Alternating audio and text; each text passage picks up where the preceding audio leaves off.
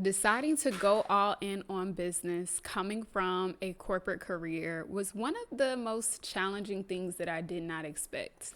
Maybe like many of you, I thought leaving my job to go full time in my business would be like everything would just open up and everything's going to be so aligned. I'm going to have so much time. It's just going to be this perfect movement. And especially for me, because I believe that I had a word from the Lord to leave on a specific date.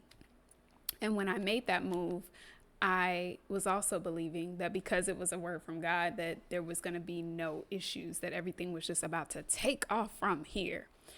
And I've watched so many success stories that I don't even know why I didn't expect for there to be some type of friction. But I really thought that I was just going to be on a cakewalk once I decided to go all in, right? Spoiler alert, no. It was not a cakewalk. Um, if anything, it was, of course, more, well, I wouldn't say of course, because I didn't think it was going to be this way, but it was a bit more challenging than I expected. One of the reasons is because in your mind, you're thinking, oh, I'm going to have more time, in which you do. But now it's like that time has to be very dialed in on certain things because there is no more safety net. There's nothing that's like, okay, well, if I don't make a sale this week, that's fine because I have my 6-figure income coming in or whatever the case may be. It's like, yes, you have time and you have time. You know what I'm saying? Like the time matters a little bit differently because again, what you're bringing in is what is sustaining you. That was one thing. Then I also had to confront my way of managing money. And I used to say this all the time. It's like, I know how to make the money. I didn't know how to manage it. And I didn't prefer to do those types of things. I'm like, I just know how to make more money. I just know where I need to go to get what I want to get. I know how to sell myself. I know how to market, promote myself, my skills. And that's just that. Becoming a CEO means that it's not just about being able to generate, it's also about being able to manage. That was a challenge for me. Knowing that, yes, you can make a $10,000 sale, but that doesn't mean that's $10,000 in your pocket, right? There's so many other things to account for when it comes to doing this full time. That I don't feel, I thought I was ready for because I had been running my business for what, 3 or 4 years before I left. Now, granted, the first 2 years, I would say were definitely the first year for sure was like, side hustle, in and out type of thing. But I really thought that at this point, because I had already crossed 6 figures while working my job, that this was like, okay, we're just going to continue to be good. Like, we're going to keep the same things. And then it just started exposing so many different areas for me personally. I shared like some of the tactical things that I had to start to awaken.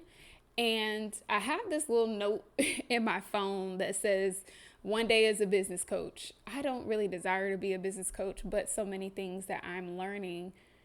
I am in a sector of business right now, but when I say business coach, I mean helping people start and grow their entire, business.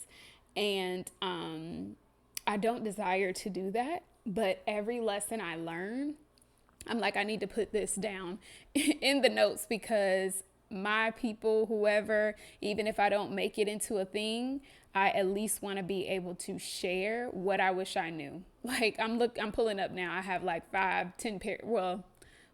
6 paragraphs of things already. And one of them that just came to mind, which is why I wanted to pull this up, is this idea of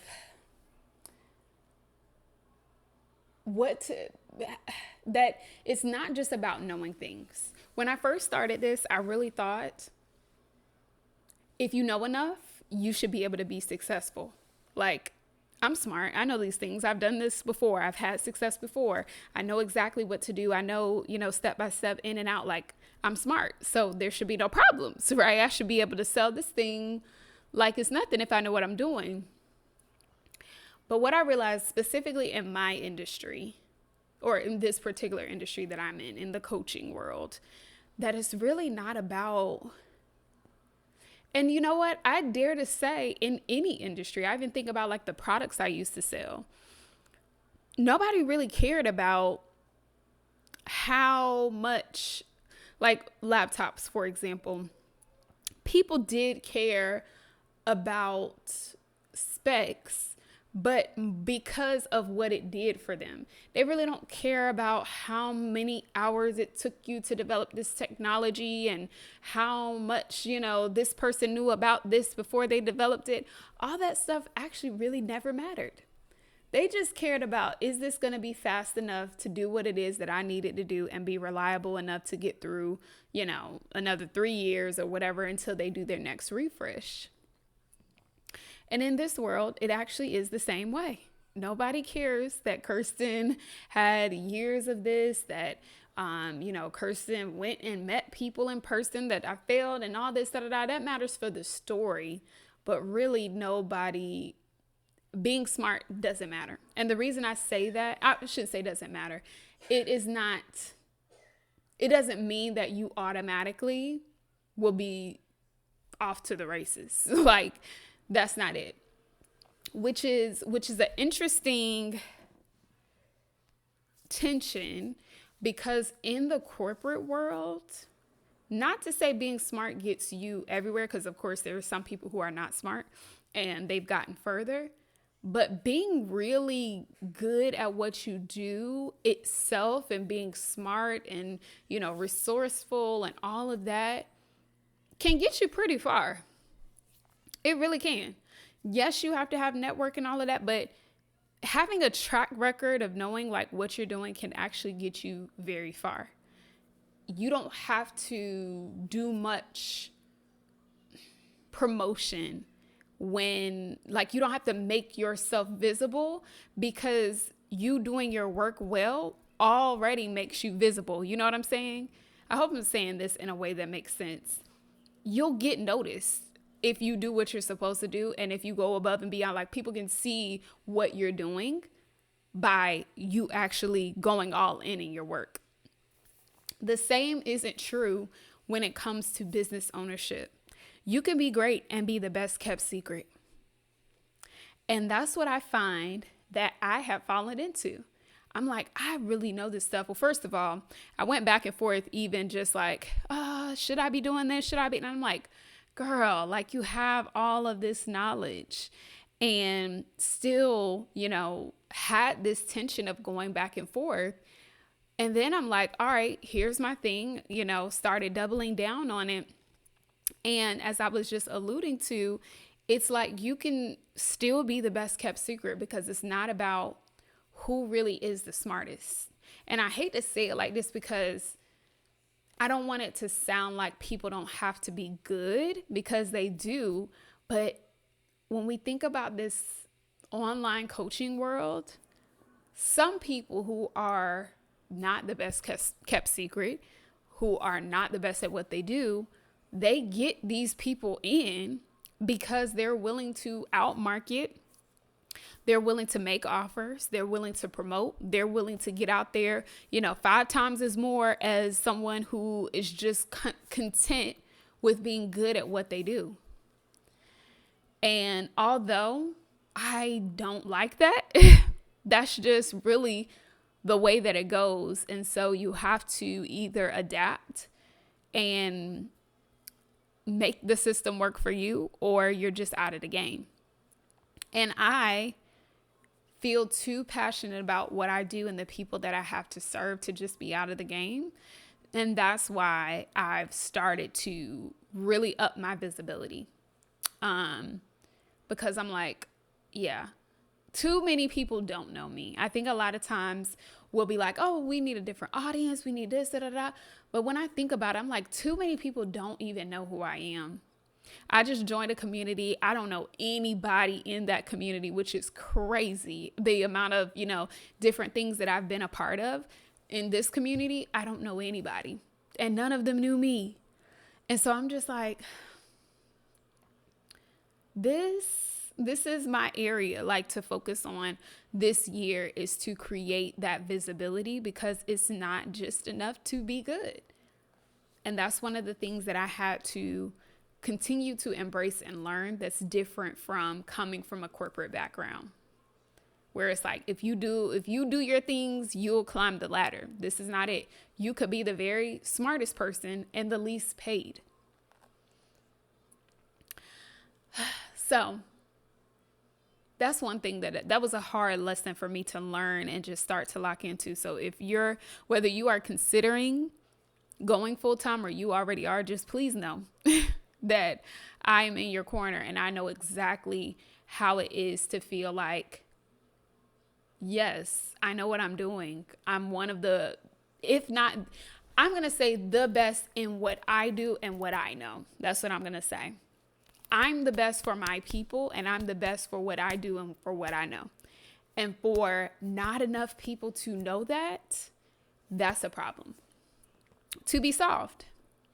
And the great thing about it is, this is how I've started to shift my mind. And when I tell you, this has literally changed my whole entire life just by shifting this. And I can't even, it's just crazy. I can't even go back to what I used to do before, because I'm just like, the door is just shut on that. What I'm doing now is every concern, every opportunity that I have in my life where I'm like, this isn't exactly how I would want it. Instead of taking it on and making it mean something about me and, just embodying this feeling of like I'm inadequate, I start looking at everything as outside of me, meaning not like outside of my control. I mean, this is a situation that I can fix. I'm going to fix it out here. I'm not going to take this and put it in here and, oh my gosh, why am I like this? Da, da, da, da, da, and what is wrong with me? No. It's like, oh, I see this. Let me work this like a Rubik's Cube or whatever it is. Let me fix this problem. And it doesn't matter what it is, right? It could be a personal thing. It could be a financial thing. All the things that I used to, oh man, I beat myself up. Why did I do this? Da, da, da, da, da. No. This is a outside problem. So we are just going to fix this. And it means nothing about me. Even if we can all say, I wish I would have made a different decision. Oh, I wish I could. We could do that all day long about several different things. We already know that we're imperfect people. So it's no need to even take one situation and make it mean anything about a person that already knows that they're imperfect and they could have done things differently. That's just a given. So we don't even have to go round and round with that. Okay. Here's this outside situation that happened. What can I learn from it? What can I take from it? How can I fix it? That's it. Now I'm taking accountability over the situation, but I'm not taking that situation and making it my identity. That thing, I hope you can catch it, because that thing has really like freed me totally from being a person who every single time something would happen, I would take it as a personal attack on me as a person. Oh, they said this, they said that. And people would say things and I'm like, that's not even true. But I would still embody it and make it mean something. Oh, this mistake happened. I made this mistake. Oh, why did I do this again? Like, skip all that. What do I need to do? What can I learn from this? How can I solve the problem? And how can I move on? I can't have attachments to all of these different situations, because it's literally going to drive me insane. If I sit here and do an entire analysis of every single situation and what I did wrong and I would literally lose my mind. How do I know? Because I used to do this and it drove me crazy. Like I just can't keep like what's a better word for this? Trashing myself. There you go. I can't just keep throwing trash on myself every single time something happens. And I'm not going to ignore it either, because that doesn't help, or just, make it seem like it's not relevant or it's not something I need to worry about. But I'm just changing it to look as if I was talking to another person. Another person. And that's a good way to look at it, because if you think about it, if you're talking to another person, you can't control the outcome. The situation has already happened. There's nothing else that I can do to control it. It's already happened. I can't rewrite the story. I can't force it to be something it's not. And I have to move on knowing that the things still exist, just like a person. They still exist. You can't change them. You can't change the situation. Now you just got to figure out how to move forward. Circumstances are the same. I can't change what happened. I can learn from it and say, how would I have liked this to feel differently? What can I contribute to it feeling differently in the future? Okay. And now what can I do to fix the situation? Like, just that quick. That was something for me that I believe this journey has taught me so far. And I didn't sign up for it at all. I didn't sign up for a lot of these lessons, but I've embraced and learned that when we have a strong desire for something, we think we're just going to get the thing. But really what God wants is us through the person we become through the thing. And I see that he has been illuminating things I would have never had to address had I not taken the leap. I would not have had to address my attachment to control. I would not have had to address how I basically will make myself feel bad, seem bad, just hate on myself, be harsh to myself for no good reason, as if mistakes aren't made. Like, how to powerfully, I never thought of this idea prior to now, but like how to powerfully move through mistakes. There is a way that is powerless and a way that's powerful. Case in point, my girl Olivia Pope. She's not often wrong, but if you watch the show, you'll see how she handles being wrong.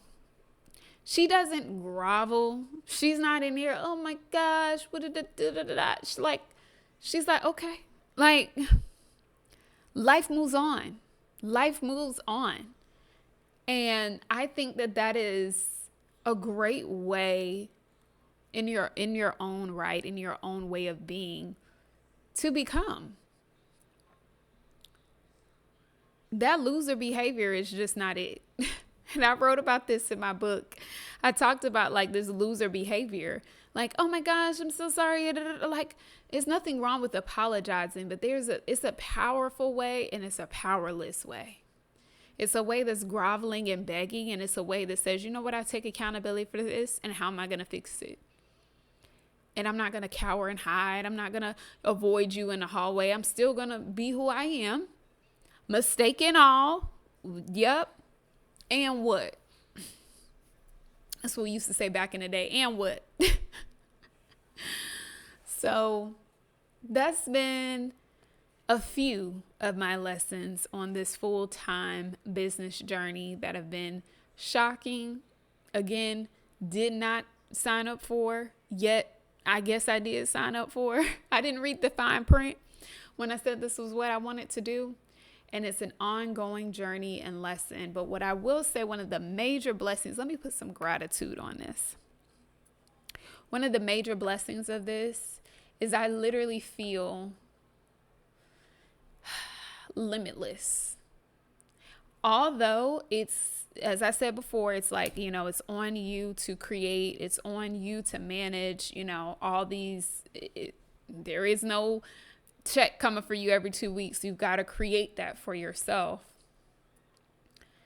On the other side of that coin, though, I'm limitless. Today, and I've had these days where I've made a sale that was like, 2 months of what I would have made at my corporate job. That's nothing to like be, whatever about. So yes, the other things come, but I'm limitless. And I had the possibility to do it again the next day. And again and again. And I have been in this flow before where I just have had like back-to-back sales in a week. When I worked my job, that wasn't possible. It's like you got what you got and that was it. There is a cap. No matter how much you negotiate, no matter how many bonuses you get or whatever the case may be, there's always a cap. As a business owner, I never have a cap. I could make $1 million in a day if I wanted to. Period. I could make $10 million a day if I wanted to. There is nothing stopping me from that. And what I'm starting to see and anchor within myself is that opportunities are literally all around. I see them every day. They're all around. That's the benefit. That's the blessing. That's what I'm most grateful about. It's just to be truly limitless. And the more I awaken to that, the more I align with that, the more that I trust and have faith in that, the more I get to activate it. So if you're on this journey, thinking about this journey, that gratitude is enough to continue every single day. There are definitely going to be challenging moments, but just knowing that limitless portion, that's something different.